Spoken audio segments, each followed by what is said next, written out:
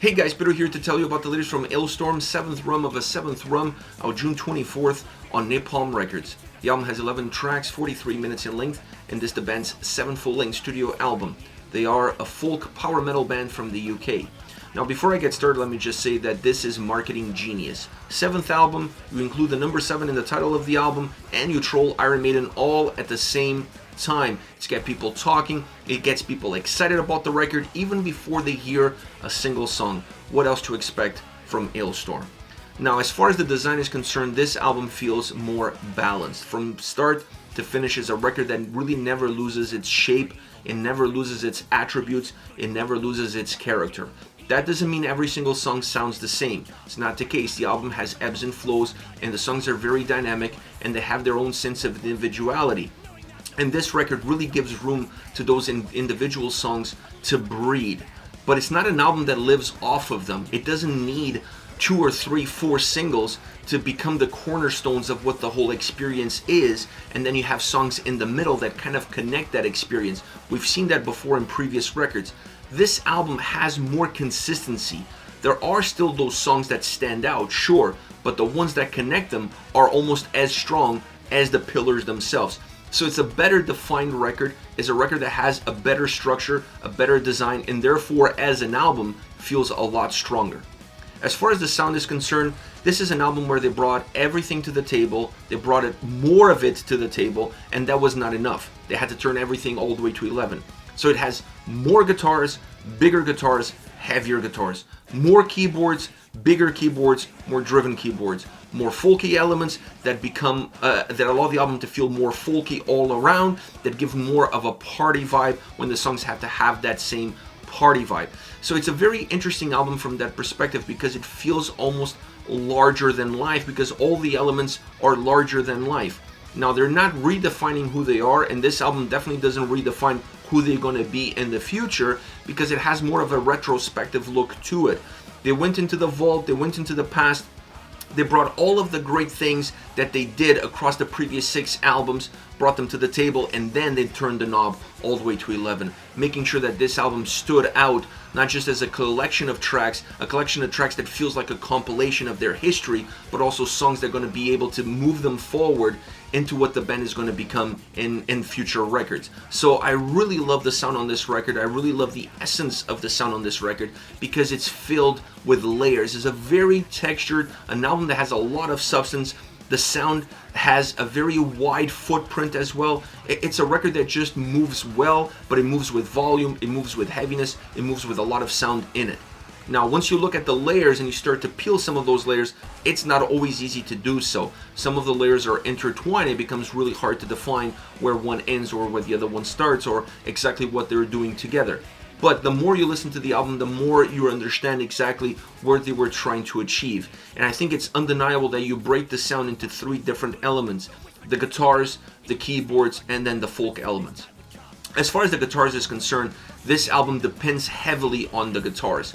For the drive, for the force, for the heaviness, for some of the melody, looking at the solos as well. It's an album that has great guitar solos that may come as a surprise to some, because in all of the folkiness and all of the fun and all of the party vibe, sometimes the solos or the quality of those same solos gets lost in the struggle. It's not the case with this record because they allow them to have a sense of predominance, really be strong, jumping into the forefront, grabbing your attention, almost taking you away from where the rest of the track was pushing you towards. Really interesting approach, but allowing them to have more of a bigger role, allowing the guitars to be more in the forefront all around throughout the entire album, and I really enjoy that. I enjoy that extra bite, I enjoy that extra heaviness, I enjoy that extra power into my metal. Now, the other element, the keyboards, was also very interesting because it felt like it also had more of a predominant role than in previous records. It had a sense of creating atmosphere, creating melodies, bringing different pieces of what this band has done, bringing different aromas. Some songs sound very 80s driven, almost like 80s glam metal, power metal sound. Then some tracks feel a lot more modern, having a different definition to them in terms of what they're giving, in terms of what they're offering, but always being there in order to make the sound feel better together, connecting the pieces, using the keyboards almost as the glue, almost as the atmosphere, almost as the fragrance that unifies every single song, regardless of how different their individual characteristics are. Outside of that, you have the folk elements. Once again, the folk elements have always been there, but I've always felt like they were there, but not necessarily driving the experience or having a direct impact on how you perceive the songs. They were almost in the background. It was almost like something that you know it's there, but it doesn't really change how you feel towards the track one way or another. On this album is quite different because the mood of the song, the storyline of the tracks are deeply impacted by what the folk elements are adding to those same songs. So there's a better connection with the storytelling, there is a better connection with the vocal performance, with the lyrical content. Everything becomes a little bit better defined. The shapes of everything are a lot clearer because of what the folk elements are adding to the overall structure and soundscape of these songs. Now, this album also features a few friends of the band, nothing new. Once again, Paddy Gertie is back again, Captain Yarface and Alestorm. They've always been on previous, or they've been in previous records from Alestorm, so there's nothing new there, but they're bringing them back again. And once again, they probably turned them all the way to 11, as they did with everything else on this record. Now, Chris, as far as his vocal performance is concerned, he's consistent. What you've gotten from him in previous albums is going to be exactly what you're going to get from him on this record. So there's really nothing different there. The only perhaps small difference is how they use the backing vocals, how they use the choirs. In my opinion, they were better defined on this album. They didn't feel like they were just throwing them in there. They felt to me that if they wanted the song to be more of a hymn, more of an anthem, then they went with that approach. If they wanted the song to be more straightforward power metal or more straightforward folk metal, then they kept them at the distance. So I like that sense of balance. I like that sense of using what you need in order to serve the song and not just throwing it in there so you can say that you have it. So vocally, it's an album that doesn't really surprise anybody. It didn't surprise me. It's what Alestorm always does, and it's what Alestorm, or at least what I expect Alestorm to always do. Now, overall, where does this album stack? Well, I don't think this is their greatest album to date, and perhaps the reason why it's not the greatest album to date is because it doesn't feel like they're really doing anything that they haven't done. It just feels like they've brought all the greatest things from the past into the present and turned them to 11. So they made the album feel bigger, the sound sounds bigger, more powerful, but it's still Alestorm. It's just a different side of Alestorm where it's an elevated effect of what Alestorm has always done. So because of that, I don't really feel like this album stands out because it doesn't have enough new nuances to really make it feel like something different or separate itself from the pack. But it's still a great Alestorm album nevertheless. It, like I said earlier, feels like a compilation record, so it has great quality across all 11 songs. There are no weak tracks, there are no fillers. It's not an album that depends just on the singles. No, it has great quality from start to finish, but it's an album that feels very close to home. It just feels elevated in what the experience is going to be for the listener. Now, as far as favorite songs are concerned, I have to start off with Cannonball. I mean, this song is nuts. The lyrics are some of the raunchiest, if not the raunchiest lyrics that they've ever put on a record, and that is saying something when it comes to Alestorm.